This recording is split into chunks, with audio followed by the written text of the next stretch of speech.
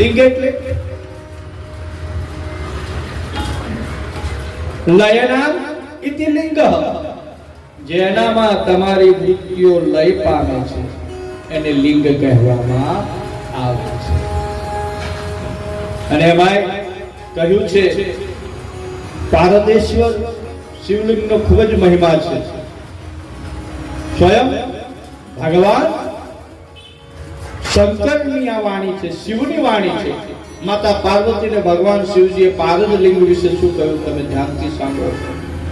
ત્વમ માતા સર્વભૂતાનાં પિતામ ચહમ સનાતનઃ તયોશ્ચયો રસો દેવી મહામૈથુન સંભવ દર્શનાત સ્પર્શનાતસ્ચ ભક્ષણાત તસ્મરણાત પ્રે પૂજનાત રવસનાદસ્ચ દર્શયેત વિદ્યામ ફલમ. હે મહાદેવ, તમે સર્વ જીવોનો પ્રાણ છો, માતા છો અને હું પિતા છું. આ સનાતન સત્ય છે. અને પ્રબલ મૈત્યુનથી જે ભગવાનનું જે પ્રબલ પુંજ ઉત્પન્ન થાય છે એને સ્પર્શ કરવા માત્રથી, ભક્ષણ કરવા માત્રથી, સ્મરણ કરવા માત્રથી, પૂજા કરવા માત્રથી તમામ પ્રકારની આદિ વ્યાધિ દૂર થઈ જાય છે.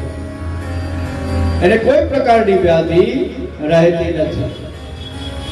કેદાર આદિ દિનમલિંગાને પૃથ્વ્યામ યાની કાની ચિતમઃ યાની દ્રષ્ટ્વા ચ યત પુણ્યમ તત પુણ્યમ રસ દર્શનમ.